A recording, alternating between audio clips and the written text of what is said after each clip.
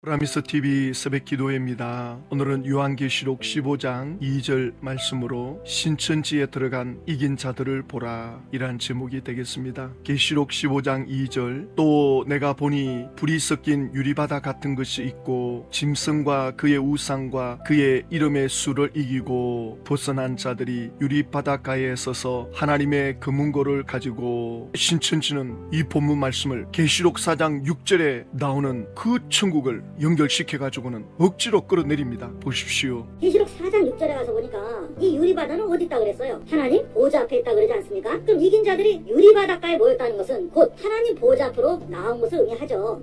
그렇다면은 하나님 보좌는 어디 있을까? 하나님 좀 만나야 되는데 진짜 하나님을 애타게 찾는 사람이라면 성경대로 해야 되겠죠? 성경에 보니까 하나님의 보좌는 바로 이긴 자들이 있는 곳에 있더란 거죠. 계시록 4장 6절에 가서 보니까 이 유리바다는 어디 있다 그랬어요? 하나님 보좌 앞에 있다 그러지 않습니까? 요한계시록 4장 6절에 보좌 앞에 수정과 같은 유리바다가 있고, 그리고 지금 계시록 15장 2절에 또 내가 보니 불이 섞인 유리바다 같은 것이 있고, 똑같은 유리바다인데 15장에는 불이 섞여 있다. 불시험을 통과한 그들이 하나님의 보좌 앞에 천국에 들어가 있다. 이 차이를 지금 말씀하고 있는 거거든요. 그런데 지금 야고보 집화장은 뭐라고 하느냐? 이 유리바다가 뭐냐? 속 사람을 씻어주는 하나님의 계시 말씀이다. 그러면 신천지에 들어간 그 사람들의 속 사람이 다 씻음을 받았습니까? 깨끗함을 받았습니까? 거기에 들어가서 제명되는 사람은 뭐고, 염소 취급받는 사람은 뭐며, 입 맞는 시험을 한다는 건 뭡니까? 그러면 신천지에 들어왔지만 나중된 자가 먼저 되고 먼저 된 자가 뭐 나중되고, 아니 이긴 자가 거기에 들어갔는데 들어가면 끝이지 거기서 또 무슨 속 사람을 씻는 계시 말씀으로 해야 한단 말입니까? 그리고 또 이긴 자들이 금은고를 들고 있다 그랬거든요. 이건 하나님의 성경책이다. 계시록 5장 8절 9절에는 하나님의 오른손에 두루마리가 있는 걸 말씀하죠. 이걸 신천지에 끌어내려가지고 이긴 자들이 금은고를 가진 거를 성경책을 가지고 있는 걸로, 아니 계시 말씀하고 성경책하고 뭐가 다릅니까? 이건 정말 억지 해석입니다. 사도 요한이 천국을 보니까 하나님 앞에 유리바다 같은 것이 있고 그랬죠. 아주 맑고 깨끗하고 정결한 그 하나님의 보좌 앞에 이긴 자들이 들어가 있는데, 그 유리바닷가에 서서 하나님의 금은고를 가지고 찬양하면서 영광 돌리는 그러한 이들을 본 것인데, 이게 지금 신천지 안에 있다는 겁니다. 지금 야고보 집화장이 이렇게 말하거든요. 이긴 자들이 유리바닷가에 모였다는 것은 곧 하나님의 보좌 앞으로 나온 것을 의미하죠. 그러면 이긴 자들이 도대체 누구며 무엇을 이겼습니까? 야고보 집화장이 설명을 합니다. 무엇을 이겼느냐? 청지 교육원의 7 목자들을 이겼다는 겁니다. 뭐 땅씨, 김씨, 백씨, 완씨, 황씨, 그리고 또 우상을 이겼다는데, 이 우상은 뭐냐? 청지기 교육원이 세운 그 전도사들을 목사로 세운 그들이 우상이라는 거예요. 그러니까 장막 성전에 있는 사람들이 청지기 교육원의 그 목자들을 이기고 거부하고 신천 총회장을 따라 나온 이들이 이긴 자들이다. 지금은 개신교회에서 나오는 게 이기는 거라는 거죠. 40년 전에는 장막 성전에 들어온 청지기 교육원을 이기는 게 이긴 자다. 그러면 40년 전에 이겼다는 그들이 누굽니까? 두 정인이라는 홍정호, 미란대 보리석대라고 하는 뭐 지제섭 윤요한, 그리고 또 7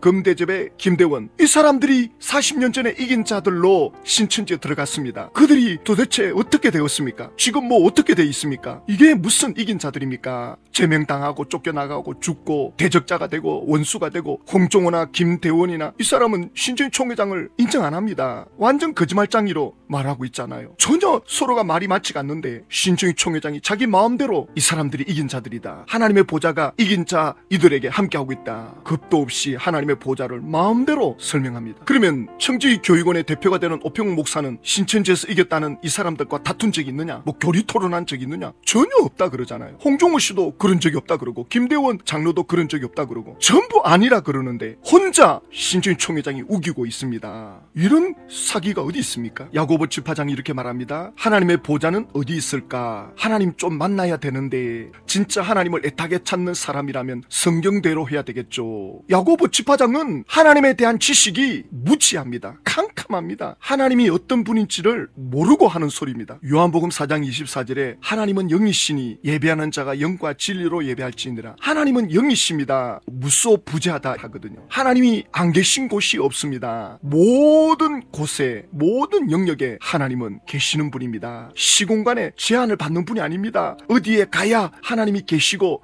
어느 곳에 가야 하나님을 만날 수 있고 거짓말입니다. 야고보서 1장 17절에 온갖 좋은 은사와 온전한 선물이 다 위로부터 빛들의 아버지께로부터 내려오나니 그는 변함도 없으시고 회전하는 그림자도 없으시니라. 빛을 만드신 하나님, 해달 별을 만드신 하나님은 그 빛에 제한을 받지 않습니다. 하나님이 빛을 만드셨는데 그 빛이 하나님께 비춰도 그림자가 없어요. 그림자가 없다는 말은 하나님은 영이시라는 말씀이십니다. 어느 곳에서나 계시는 분입니다. 변함이 없는 분입니다. 그런데 어찌 신천지에 하나님의 보좌가 있다, 사도 요한이 천국에 올라가서 하나님의 보좌를 보았다, 그 말씀은 상징입니다. 하나님의 그 영광스러움, 전 우주를 통치하고 계시는 그 하나님의 하나님 되심을 우리 인간적인 표현으로 이해할 수 있게끔 기록하는 겁니다. 요한계시록에서 왜 하나님의 보좌라는 이미지 형상을 사용했느냐 하는 겁니다. 하나님은 우주의 왕이시고 절대 통치자이시기 때문에 하나님을 모사할 때 종종 왕의 보좌에 앉으신 모습으로 나타낼 때가 많습니다. 이것은 실제 하나님께서 육체의 왕좌에 앉아 계신다는 의미가 아니라 하나님께서 만물을 다스리시는 통치자, 이것을 강조하는 상징입니다. 이걸 이해하지 못하고 문자 그대로 하나님이 앉아 계시는 왕자가 있는가 보다, 그러면 우리 신천지가 이긴 자들이 있으니까 하나님은 지금 여기 와 계신다, 어떻게 이런 억지 해석을 합니까? 열왕기상 8장 27절에 솔로몬이 성전을 짓고 성전을 하나님께 봉헌하면서 그가 드린 기도를 보십시오. 하나님이 참으로 땅에 거하시리이까 하늘과 하늘들의 하늘이라도 주를 용납하지 못하겠거든. 하물며 내가 건축한 이 성전이오리까. 솔로몬도 이렇게 고백했는데 신천지 총회장이나 집화장들은 영적으로 캄캄합니다. 하나님에 대한 지식이 무지합니다. 사도행전 7장 48절을 보면 스데반이 유대 종교 지도자들에게 이렇게 말하죠. 그러나 지극히 높으신 이는 손으로 지은 곳에 계시지 아니하시나니, 선지자들이 말한 바 유대 종교 지도자들은 하나님은 성전에 계신다, 성전에만 계시는 것처럼 그렇게 우기고 있거든요. 그래서 스데반이 선지자들이 뭐라고 말했는데 하면서 49절에 주께서 이르시되 하늘은 나의 보좌요 땅은 나의 발등상이니 너희가 나를 위하여 무슨 집을 짓겠으며 나의 안식할 처소가 어디 있느냐. 구약의 선지자들이 주님이 하시는 말씀을 이렇게 전했습니다. 하늘은 나의 보좌다, 땅은 나의 발등상이다. 하늘과 땅에 지배받지 않는 하나님, 거기에 속하지 않는 하나님, 초월에 계시는 하나님, 그러니 하나님을 위하여 집을 짓겠다, 웃기는 이야기라는 겁니다. 그러면 성전을 왜 지으셨느냐? 너희들과 내가 함께하고 있다, 내가 너희들을 떠나지 않는다, 그걸 보여주기 위한 것이죠.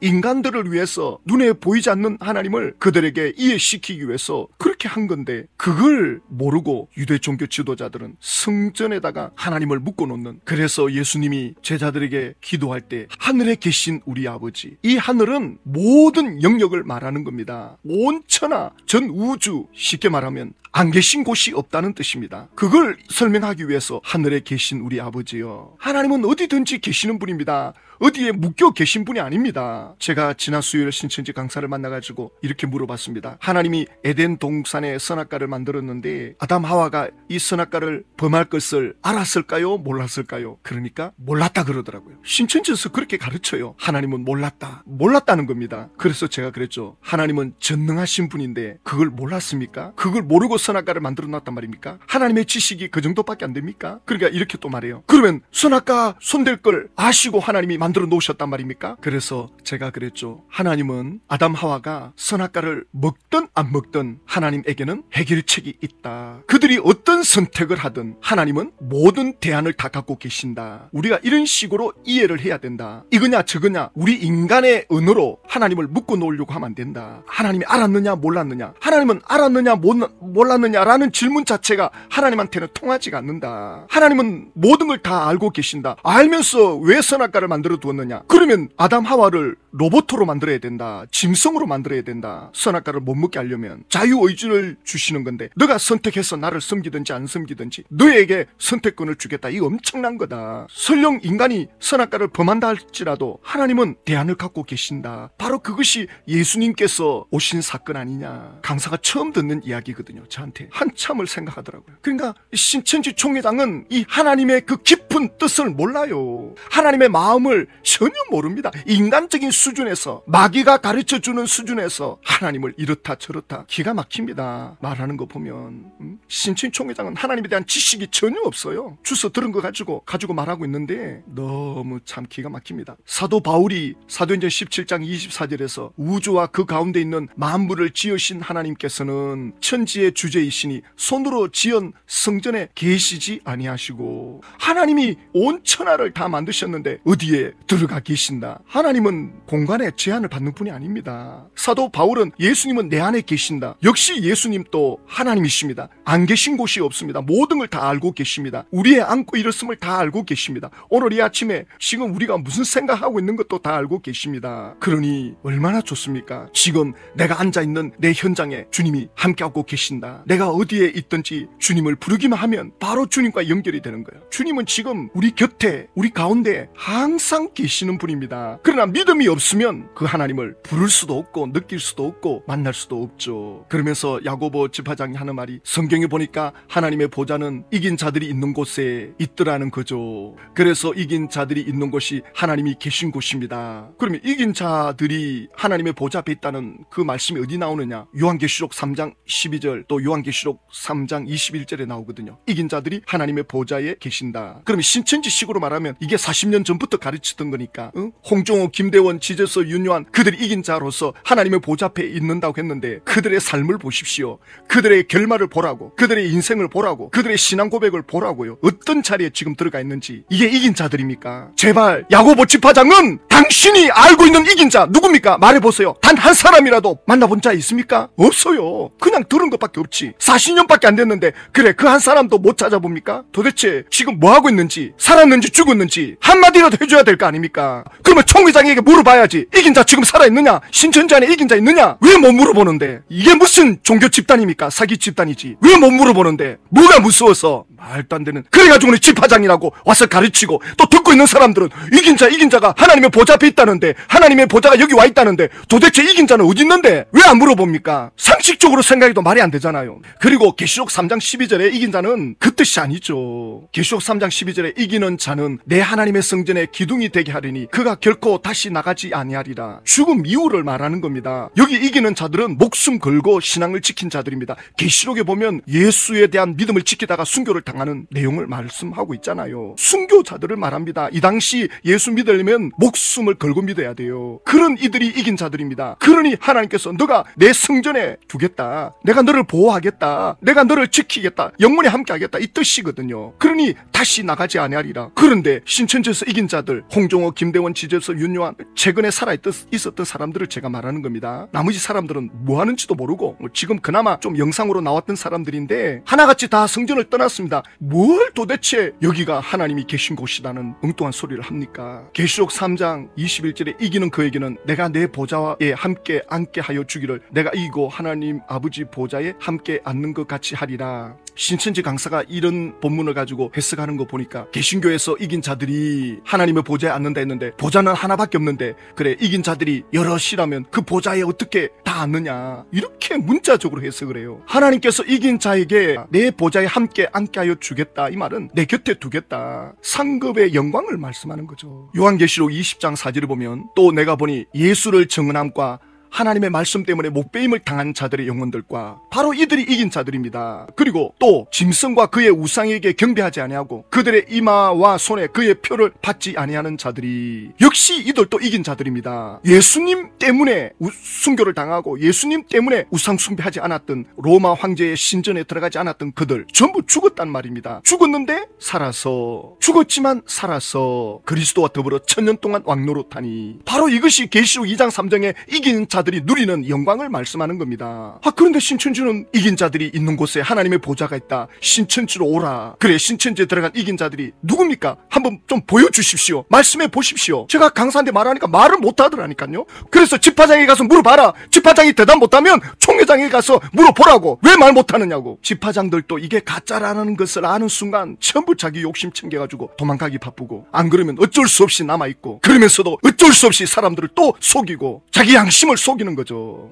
신천지는 아무것도 안 이루어집니다. 신천지총회장 아무것도 이루지 못하고 죽고 그는 지옥으로 던져지고 거짓 선지자 노릇한 자들 전부 하나같이 지옥으로 떨어집니다. 신천지를 탈퇴하는 것이 이기는 자들입니다. 진정한 이긴 자들은 예수님 안에 들어가야 됩니다. 어느 교회로 가라는 것도 아닙니다. 예수님과 연결되는 삶이 뭔지를 알아야 돼요. 예수님과 함께하는 삶을 살면 예수님이 기뻐하는 거 내가 기뻐하게 돼요. 예수님이 싫어하는 거 내가 싫어하게 돼요. 예수님 안에 들어가면 예수님의 관심은 어디에 있느냐? 하나님의 자녀들이 모여있는 곳, 그게 바로 교회입니다. 예수님은 그곳을 소중히 여깁니다. 그래서 너희가 내 이름으로 두세 사람이 모인 곳에 나도 함께 하겠다. 예수님은 자신을 따르는 신자들을, 하나님의 자녀들을 소중히 여깁니다. 그들이 모여서 예배하는 곳, 그들이 모여서 기도하는 곳, 그들이 주님을 찾고 주님을 교제하고 주님을 대화하고 예수님은 그들을 소중히 여깁니다. 그래서 예수님을 제대로 믿고 따르다 보면 예수 믿는 사람들이 모여있는 그 공동체를 보는 눈이 달라집니다. 그런데 신천지를 나오고 나서 야, 내가 정말 속았구나, 더 이상 아무것도 못 믿겠다, 두려움에 빠져서 모든 걸 다 접고 두려움에 떨고 있다면 그도 역시 주님과 관계없는 사람이 됩니다. 두려워하시면 안 돼요. 예수님을 내가 다시 알아보겠다, 정말 예수님이 재림하지 않았다는데 그 예수님을 내가 다시 믿어보겠다, 그런 마음을 가져야 됩니다. 기도합니다. 하나님 아버지, 신천지를 나온 이들이 이걸 볼 수 있도록 눈을 열어 주시옵소서. 예수님의 이름으로 기도드립니다.